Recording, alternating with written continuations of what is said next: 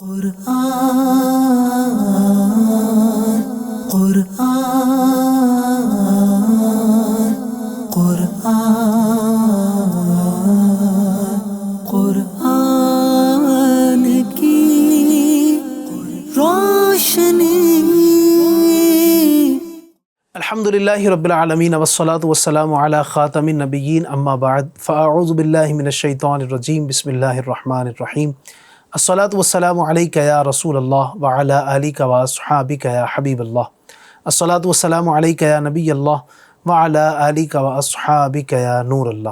اللہ پاک کے آخری نبی حضرت جناب مکی مدنی رسول عربی صلی اللہ تعالی علیہ وسلم ارشاد فرماتے ہیں، تم جہاں بھی ہو مجھ پر درود پڑھو کہ تمہارا درود مجھ تک پہنچتا ہے۔ صلو علی الحبیب صلی اللہ تعالی علی محمد وعلی آلہ وصحبہ وبارک وسلم۔ اعوذ باللہ من الشیطان الرجیم بسم اللہ الرحمن الرحیم۔ یا ایہا النبی اذا طلقتم النساء فطلقوهن لعدتهن وأحصوا العدة واتقوا الله ربكم لا تخرجوهن من بيوتهن ولا يخرجن إلا أن يأتين بفاحشة مبينة وتلك حدود الله ومن يتعد حدود الله فقد ظلم نفسه لا تدری لعل اللہ یحدث بعد ذلك امرا۔ ترجمہ کنز الایمان۔ اے نبی، جب تم لوگ عورتوں کو طلاق دو تو ان کی عدت کے وقت پر انہیں طلاق دو اور عدت کا شمار رکھو اور اپنے رب اللہ سے ڈرو۔ عدت میں انہیں ان کے گھروں سے نہ نکالو اور نہ وہ آپ نکلیں مگر یہ کہ کوئی صریح بے حیائی کی بات لائیں، اور یہ اللہ کی حدیں ہیں، اور جو اللہ کی حدوں سے آگے بڑھا بے شک اس نے اپنی جان پر ظلم کیا۔ تمہیں نہیں معلوم شاید اللہ اس کے بعد کوئی نیا حکم بھیجے۔ ترجمہ کنز العرفان۔ اے نبی، امت سے فرما دیں کہ جب تم لوگ عورتوں کو طلاق دو تو ان کی عدت کے وقت پر انہیں طلاق دو اور عدت کو شمار کرتے رہو، اور اللہ سے ڈرو جو تمہارا رب ہے۔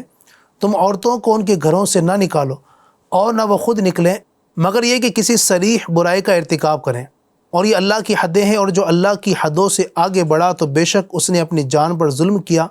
تم نہیں جانتے شاید اللہ اس کے بعد کوئی نیا معاملہ پیدا فرما دے۔ تفسیر صراط الجنان۔ یا ایہا النبی اذا طلقتم النساء فطلقوهن لعدتهن۔ اے نبی، جب تم لوگ عورتوں کو طلاق دو تو ان کی عدت کے وقت پر انہیں طلاق دو۔ شان نزول۔ یہ آیت حضرت عبداللہ ابن عمر رضی اللہ تعالی عنہما کے حق میں نازل ہوئی۔ انہوں نے اپنی بیوی کو عورتوں کے مخصوص ایام میں طلاق دی تھی۔ سرکار دو عالم صلی اللہ علیہ وسلم نے انہیں حکم دیا کہ رجوع کریں، پھر اگر طلاق دینا چاہیں تو طہر یعنی پاکی کے دنوں میں طلاق دیں۔ صحیح بخاری شریف کی حدیث پاک میں ہے، حضرت عبداللہ ابن عمر رضی اللہ تعالی عنہما سے روایت ہے کہ انہوں نے نبی کریم صلی اللہ علیہ وسلم کے مبارک زمانے میں اپنی بیوی کو حیض کی حالت میں طلاق دے دی۔ اس کے بارے میں حضرت عمر فاروق رضی اللہ تعالی عنہ نے رسول کریم صلی اللہ علیہ وسلم سے دریافت کیا تو آپ نے فرمایا، اسے رجوع کرنے کا حکم دو تاکہ وہ ٹھہری رہے یہاں تک کہ پاک ہو جائے، پھر حیض آئے اور پاک ہو جائے۔ اب اگر چاہے تو روک لے اور چاہے تو اسے چھونے سے پہلے طلاق دے دے۔ بس یہی وہ عدت ہے جس کا اللہ تعالی نے حکم فرمایا ہے کہ عورتوں کو اس طرح طلاق دی جائے۔ اذا طلقتم النساء، جب تم لوگ عورتوں کو طلاق دو۔ اس آیت میں بیوی کو طلاق دینے کا طریقہ اور طلاق یافتہ عورت کی عدت سے متعلق شرعی احکام بیان کیے گئے ہیں۔ چنانچہ آیت کے ابتدائی حصے کا خلاصہ یہ ہے کہ اے حبیب صلی اللہ علیہ وسلم، اپنی امت سے فرما دیجئے کہ جب تم لوگ عورتوں کو طلاق دینے کا ارادہ کرو تو ان کی عدت کے وقت پر یعنی پاکی کے دنوں میں انہیں طلاق دو تاکہ ان کی عدت لمبی نہ ہو۔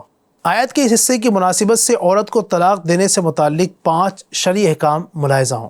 نمبر 1، اس آیت میں عورتوں سے مراد وہ عورتیں ہیں جن سے ان کے شوہروں نے حق زوجیت ادا کیا ہو اور ان کی عدت حیض سے شمار کی جائے۔ اگر انہیں طلاق دینی ہو تو ایسے پاکی کے دنوں میں ایک طلاق دیں جن میں ان سے جمع نہ کیا ہو اور عدت گزرنے تک رجوع نہ کریں، اسے طلاق احسن کہتے ہیں۔ 2، اگر انہیں حیض کے دنوں میں طلاق دی یا پاکی کے ایسے دنوں میں طلاق دی جن میں حق زوجیت ادا کیا ہو، اسی طرح پاکی کے ایک زمانے میں 2 یا 3 طلاقیں ایک ساتھ یا الگ الگ دی، اگرچہ اس زمانے میں حق زوجیت ادا نہ کیا ہو، تو یہ سب صورتیں طلاق بدعت کی ہیں۔ اس کا حکم یہ ہے کہ طلاق بدعت مکروہ ہے مگر واقع ہو جاتی ہے اور ایسی طلاق دینے والا گنہگار ہوتا ہے۔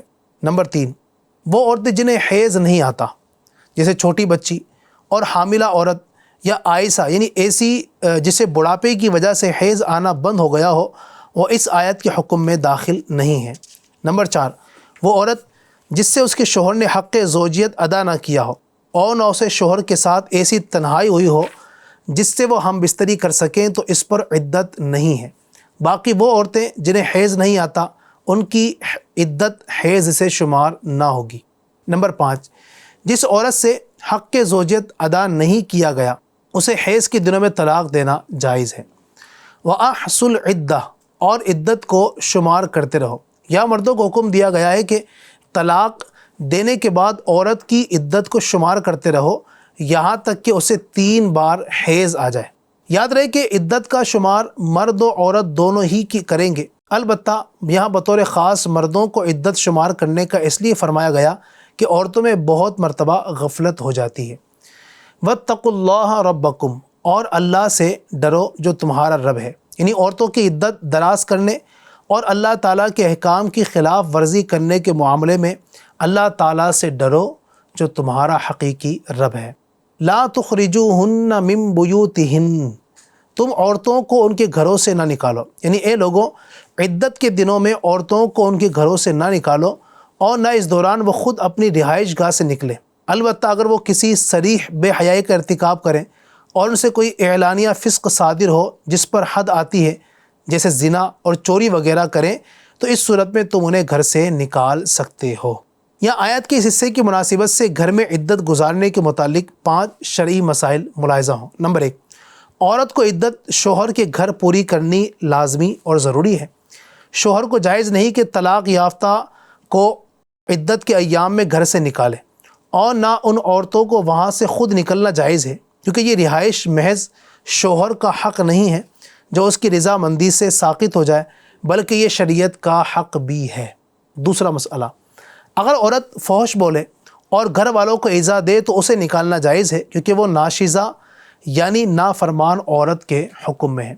تیسرا مسئلہ، جو عورت طلاق رجعی یا بائن کی عدت میں ہو اس کو گھر سے نکالنا بالکل جائز نہیں، اور جو موت کی عدت میں ہو وہ حاجت پڑے تو دن میں نکل سکتی ہے، لیکن اسے شوہر کے گھر ہی میں رات گزارنا ضروری ہے۔ 4، جو عورت طلاق بائن کی عدت میں ہو اس کے اور شوہر کے درمیان پردہ ضروری ہے، اور زیادہ بہتر یہ ہے کہ کوئی اور عورت ان دونوں کے درمیان حائل ہو۔ 5، اگر شوہر فاسق ہو یا مکان بہت تنگ ہو تو شوہر اس مکان سے چلا جائے۔ وَتِلْكَ حُدُودُ اللَّهِ، اور یہ اللہ کی حدیں ہیں، یعنی تمہیں جو احکام دیے گئے ہیں یہ سب اللہ تعالیٰ کی حدیں ہیں جن کے اندر رہنا بندوں پر لازم ہے، اور جو اللہ تبارک و تعالیٰ کی حدوں سے آگے بڑھے تو بے شک اس نے گناہ کر کے اپنی جان پر ظلم کر لیا۔ لا تدری، تم نہیں جانتے۔ آیت کے اس حصے میں طلاق دینے والے کو ترغیب دی گئی ہے کہ طلاق رجعی یعنی ایک طلاق دے کر چھوڑ دینا ہی بہتر ہے۔ چنانچہ فرمایا گیا کہ اے مخاطب، تمہیں معلوم نہیں، ممکن ہے کہ اللہ تعالیٰ طلاق دینے کے بعد شوہر کے دل میں عورت کی طرف میلان پیدا فرما دے اور اسے اپنے فعل پر ندامت محسوس ہو اور رجوع کرنے کی طرف مائل ہو۔ اس لیے اگر رجعی طلاق دی ہوگی تو ایسی صورتحال میں رجوع کرنا آسان ہوگا، یا 3 سے کم طلاق بائن دی ہوں تو خالی نکاح سے رجوع ہو سکتا ہے۔ اللہ تبارک و تعالی ہمیں قرآن کریم کے احکام پر عمل کرنے کی توفیق عطا فرمائے۔ فرمان آخر نبی صلی اللہ تعالی علیہ وآلہ وسلم ہے، اس شخص کی ناک خاک آلود ہو جس کے پاس میرا ذکر ہو اور وہ مجھ پر درود پاک نہ پڑھے۔ صلو علی الحبیب صلی اللہ تعالی علی محمد وعلی آلہ وصحبہ وبارک وسلم۔ آئیے کچھ نیکی کی دعوت کے مدنی پھول سنتے ہیں۔ سوال، بعض مبلغین دینی کام میں سست پڑ جاتے ہیں اور کہتے سنائی دیتے ہیں کہ ہم نے بہت کوشش کی، کامیاب نہ ہوئے، لوگ ہماری مانتے ہی نہیں، اب ہم کس طرح کام کریں؟ جواب: ہمارے یہاں ایک عام دستور سا ہے کہ جب کسی اجتماع میں لوگوں کی کثرت دیکھی جاتی ہے، جب بہت بڑا مجمع ہوتا ہے تو کہہ دیتے ہیں اجتماع بہت کامیاب رہا، اور اگر لوگ تھوڑے ہوں تو کہیں گے اجتماع فیل یعنی ناکام ہو گیا، یا اس طرح اعلان کیا جاتا ہے زیادہ سے زیادہ شرکت فرما کر محفل کو کامیاب بنائیے۔ حالانکہ حقیقی کامیابی اور ناکامی کا دار و مدار حاضرین کی کثرت و قلت یعنی کم اور زیادتی پر نہیں ہے، بلکہ اللہ تبارک و تعالیٰ کی رضا پر موقوف ہے۔ غور کیجئے، ایک طرف صرف چند مخلص افراد دل سوزی کے ساتھ ذکر و نعت اور بیان کرنے سننے میں مشغول ہوں، جبکہ دوسری طرف اسی طرح کی کسی مذہبی تقریب میں بڑی بڑی دنیاوی شخصیات جمع ہوئی ہوں، اخباری نمائندوں اور کیمرہ مینوں کا ہجوم اور دیگر سجاوٹوں وغیرہ کے اہتمام کی کشش سے لوگوں کا کثیر ازدحام ہو۔ بے شک عرف عام میں اس دوسری تقریب کو کامیاب کہا جائے گا، مگر ٹھنڈے دل سے غور کریں تو اول الذکر یعنی جس کا پہلے ذکر ہوا چند افراد پر مشتمل مجلس کی بارگاہ خداوندی میں کامیابی کے بظاہر زیادہ امکانات نظر آتے ہیں۔ آپ مبلغین جو ناکامی کا شکوہ لے کر سست پڑ گئے، ان کی خدمت میں عرض ہے کہ آپ نے اول تو کامیابی کا مطلب ہی نہیں سمجھا۔ اگر یہ ذہن بن جائے کہ کامیابی بھیڑ بھاڑ کا نام نہیں، اللہ پاک کو خوش کرنے کا نام یہ کامیابی ہے، تو کبھی دل برداشتہ نہ ہوتے۔ دوسری بھول یہ ہوئی کہ ان کے ذہن میں یہ بات بیٹھ گئی کہ لوگ ہماری بات نہیں مانتے۔ تو آپ سے ادباً عرض ہے کہ آپ کو منوانے کا منصب کس نے سونپا ہے؟ یاد رکھیے، انبیاء کرام علیہم السلام کو بھی منوانے کی نہیں بلکہ پہنچانے کی ذمہ داری اللہ تبارک و تعالیٰ نے دی تھی۔ ان حضرات قدسیہ نے تبلیغ فرمائی، اور تبلیغ کا مطلب پہنچانا ہے، نہ کہ منوانا۔ حضرت سیدنا عیسیٰ روح اللہ علی نبینا علیہ السلام کی امت کے مبلغین کا قول نقل کرتے ہوئے پارہ 22 سورہ یاسین کی آیت نمبر 17 میں ارشاد ہوتا ہے، وَمَا عَلَيْنَا إِلَّا الْبَلَاغُ الْمُبِينُ، ترجمہ کنز الایمان، اور ہمارے ذمے نہیں مگر صاف پہنچا دینا۔ مفسر شہیر حکیم الامت حضرت مفتی احمد یار خان نعیمی رحمۃ اللہ تعالی علیہ فرماتے ہیں، بعض نبی وہ بھی ہیں جن کی بات کسی نے نہ مانی، اور بعض وہ کہ جن کی ایک یا دو آدمیوں نے ہی اطاعت کی۔ یقیناً اس کے باوجود ہر نبی علیہ السلام نے تبلیغ کی ذمہ داری 100% مکمل انجام دی، کسی نے بھی کوتاہی نہ کی۔ لہٰذا میرے بھولے بھالے مبلغوں، شیطان کے دام تزویر میں مت پھنسیے۔ آپ کی اور ہم سب کی کامیابی کے لیے یہ شرط ہی نہیں کہ لوگ مان جائیں، بلکہ ہم میں وہ اسلامی بھائی کامیاب ہے جو اخلاص کے ساتھ نیکی کی دعوت پہنچانے میں کامیاب ہو جائے۔ ہم نیکی کی دعوت دیتے ہیں، دعوت کے معنی لانا نہیں، صرف بلانا ہے، یعنی ہم نیکی کی دعوت کی طرف بلاتے ہیں، ہم لانے یا منوانے کے مکلف اور ذمہ دار نہیں۔ یہ اللہ تعالیٰ کے ذمہ کرم پر ہے کہ جسے چاہے اسے ہماری دعوت قبول کرنے کی توفیق بخش دے۔ ہاں، ایک مدنی پھول یہاں ضرور قابل توجہ ہے، وہ یہ کہ جب ہماری کوشش کے باوجود کوئی مسلمان مائل نہ ہو تو ہمیں اس کو معاذ اللہ سخت دل، ڈھیٹ وغیرہ کہہ کر غیبت بلکہ بہتان کا ارتکاب کرنے سے بچنا لازمی ہے۔ کہیں ایسا نہ ہو کہ مستحب کام کرنے نکلیں اور کبیرہ گناہوں کا بوجھ سر پر لاد کر پلٹیں، والعیاذ باللہ تعالیٰ، یعنی اللہ تعالیٰ کی پناہ۔ ایسے موقع پر ہمیں اپنے اخلاص ہی کی کمی اور انداز دعوت کی کوتاہی تسلیم کرنی چاہیے، اور خوب توبہ و استغفار کر کے اللہ پاک کی بارگاہ میں بوسیلہ مصطفیٰ و انبیاء و صحابہ و اولیاء لوگوں کی اصلاح کی دعا کرنی چاہیے۔ اللہ پاک ہم سب کو اخلاص کے ساتھ نیکی کی دعوت عام کرنے کی توفیق عطا فرمائے، اور ہمیں اس معاملے میں خلوص اور للہیت اللہ پاک نصیب فرمائے، اور اللہ پاک ہمیں اپنا خوف عطا فرمائے۔ آمین بجاہ النبی الامین صلی اللہ علیہ وسلم۔ صلو علی الحبیب صلی اللہ تعالی علی محمد۔ یا الہی رحم فرما مصطفیٰ کے واسطے، یا رسول اللہ کرم کیجے خدا کے واسطے، مشکلیں حل کر شہے مشکل کشا کے واسطے، کربلائے رد شہید کربلا کے واسطے،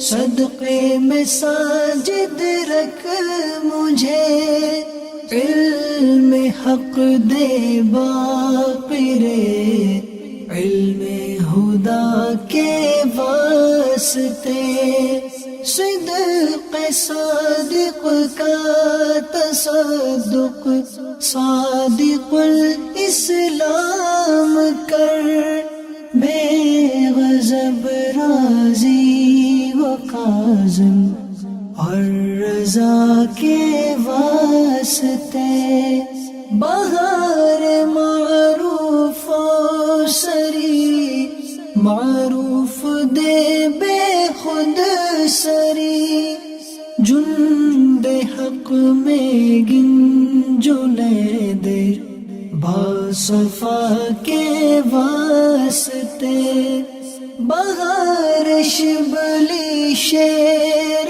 حق، دنیا کے کتوں سے بچا، ایک کارک عبد واحد بیریا کے واسطے، بل فرح کا صدقہ کر، غم کو فرح دے حسن و سعد، بل حسن اور بو سعید سعد زا کے واسطے، قادری کر قادری رکھ، قادریوں میں اٹھا، قدر عبد القادر قدرت نما کے واسطے،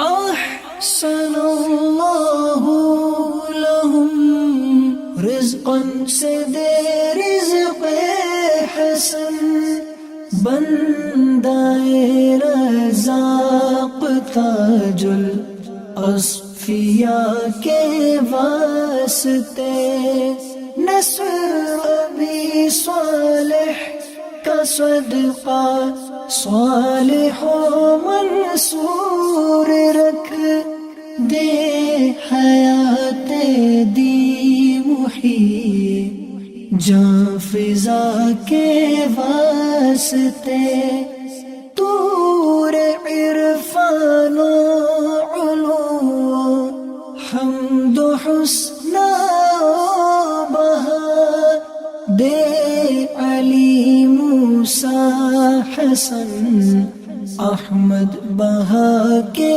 واسطے، بہار ابراہیم مجھ پر نار غم گلزار کر، بھیک دے داتا بیکاری بادشاہ کے واسطے، خانہ دل کو زیادے روح ایمان کو جمال، شہزیہ مولا جمال الاولیاء کے واسطے، دے محمد کے لیے روزی کا رحمت کے لیے، خوان فضل اللہ سے حصہ گدا کے واسطے، دین و دنیا کے مجھے برکات دے برکات سے، عشق حق دے عشقی عشق انتماء کے واسطے، حب اہل بیت دے آل محمد کے لیے، کر شہید عشق حمزہ پیشوا کے واسطے، دل کو اچھا تن کو ستھرا جان کو پر نور کر، سچ پیارے شمس دی بدر العلا کے واسطے دو جہاں میں خادم آل رسول اللہ کر حضرت آل رسول مقتدا کے واسطے کر عطا احمد رضائے احمد مرسل مجھے میرے مولا حضرت احمد رضا کے واسطے پرزیا کر میرا چہرہ حشر میں اے کبریا شاہ ضیاء الدین پیر باصفا کے واسطے احینا فی الدین والدنیا سلام بالسلام قادری عبدالسلام خوش ادا کے واسطے عشق احمد میں عطا کر چشم تر سوزے جگر یا خدا الیاس کو احمد رضا کے واسطے یا خدا عطار کو احمد رضا کے واسطے صدقہ ان آیا کا دے چھے عین عز علم و عمل عفو عرفا عافیت اس بے نوا کے واسطے قرآن